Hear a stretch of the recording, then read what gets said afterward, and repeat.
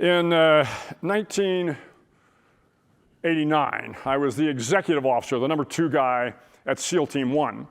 And we had a platoon that was out doing some basically what we called close quarter battle training, CQB. And in the training, the idea was there was kind of a plywood house that we built. Inside the plywood house were, the good guys and the bad guys. The bad guys had taken the good guy hostage, and the SEALs were going to come up. And the way we did it was you took some styrofoam with some det cord in it, you put it against the wall or the door, and then a guy had an electric cable that came back and what was referred to as a Claymore clacker. You initiated this electric clacker, it blew the door and it went down. But if the clacker failed to work, which it failed to work about half the time, at the far end of the stack, see where these guys, far end of the stack was a guy with a shotgun with double-aught buck, big rounds, right?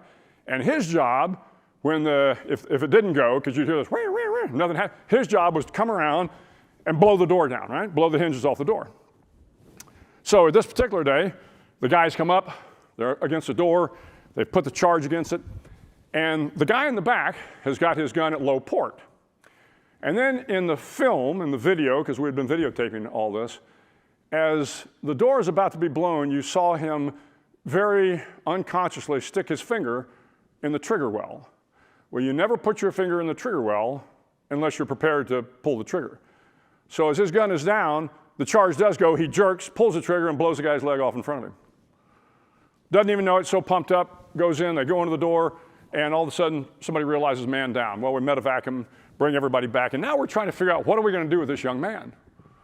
So I remember watching the young man, and he was a big kid, and I'm actually big for a SEAL. Most SEALs are about 5'8" to 5'10", kind of medium build, wiry guys. But this kid I remember was 6'3", 6'4", probably 235, 240. He played a little high school ball, a little JV ball, and I would watch him walking around the compound as we were waiting to decide what to do with him. And he was kind of slumping like this, and guys would come up to him and they'd pat him on the back and they'd go, "Hey Joe, it's all right, man, you're good." Well, myself, I'm the number 2 guy, the commanding officer, the number 1 guy, and the Master Chief Petty Officer, the senior enlisted guy, we all get together. And the Master Chief was a Vietnam vet, and the Master Chief says to the commanding officer, "Hey, look, sir, Joe's one of our best SEALs. He's really good. It was a mistake. I mean, mistakes happen in wartime, and what you ought to do is you ought to kind of bring him in, kind of wire brush him, yell at him a little bit, and then kind of get back to work."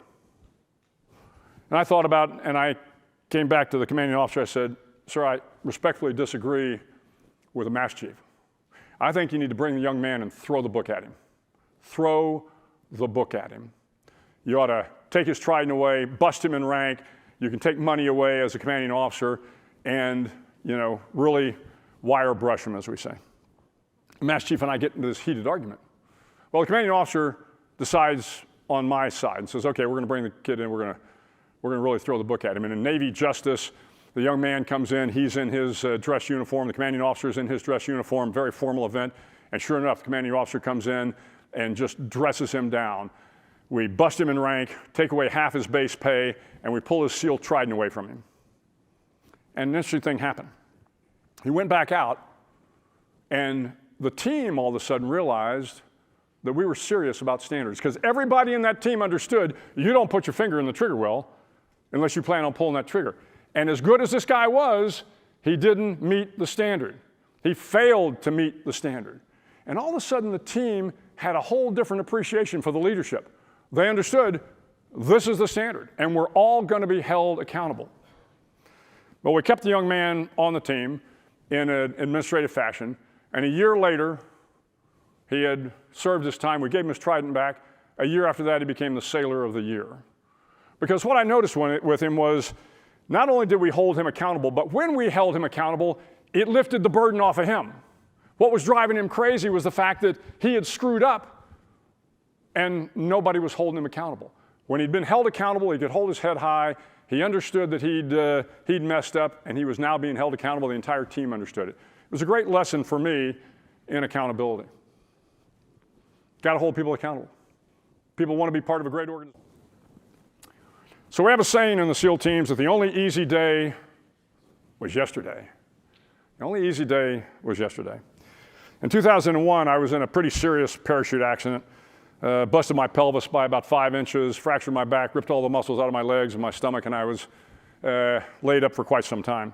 9/11 happens soon thereafter. I get sent to the White House, and I'm still barely able to move when I'm at the White House, but I slowly start to heal. Well, about a year after I'm at the White House, the SEALs down in Virginia Beach, Virginia have a commander's conference, and I get invited down.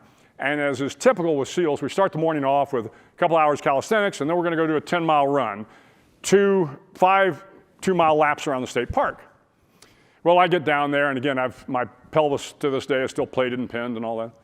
And so I'm trying to do the push-ups and the sit-ups, not doing very well. And finally, we get through with the calisthenics, and we get ready to go for the run. And we take off on the run, and I mean, guys take off, and I'm kind of like this.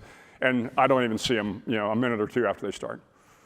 Well, about 15 minutes later, I'm kind of doing one of these things, and the fastest kid comes up. And at this point in time in my career, I'm a Navy captain.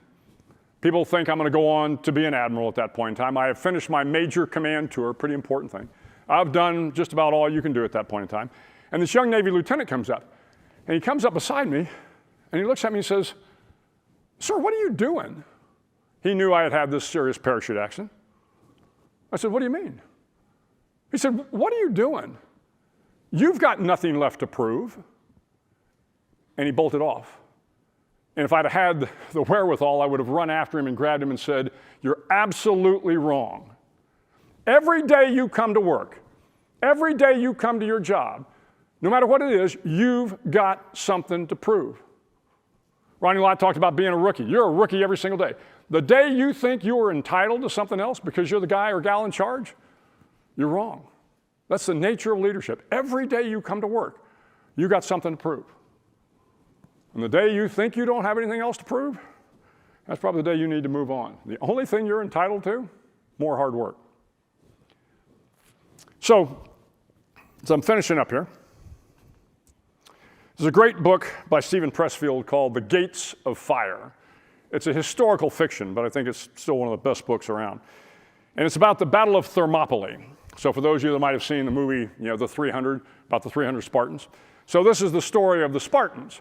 And in 480 BC, Xerxes the Great, the head of the Persian army, is moving across Turkey, sweeping across Asia Minor, and now the largest army in the world comes to the borders of Greece. But in order to kind of get into the Greek mainland, they've got to come through this very narrow pass called Thermopylae. So the Spartans under King Leonidas have massed themselves at the pass, and they are outnumbered 10-1. But the Spartans fight for 4 days until every single man is killed but one. Interestingly enough, historically, the Persians managed after 4 days to break through Thermopylae. They get into the Greek mainland, but they have been so exhausted by the fighting, they lose the next fight and they retreat. And in the book, as they are retreating, Xerxes has the one Spartan remaining. He calls the one Spartan forward into his tent. And he wants to know why these Spartans fought so hard for King Leonidas, the king that was leading them. He said, "What was it about King Leonidas that made all of you prepared to give your life?" And the Spartan said, "The king does not abide in his tent while his men bleed and die on the battleground.